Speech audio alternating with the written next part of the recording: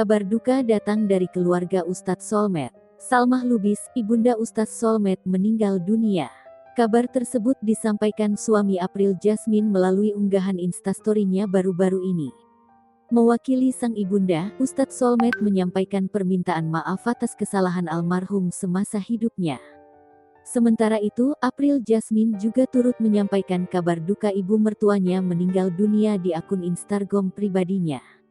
April Jasmine mengunggah sebuah video yang memperlihatkan kenangannya bersama dengan sang ibu mertua. Dalam video tersebut, April Jasmine terlihat sedang sungkem kepada ibunda Ustadz Solmed. Unggahan April tersebut langsung dibanjiri ucapan belasungkawa dari warganet.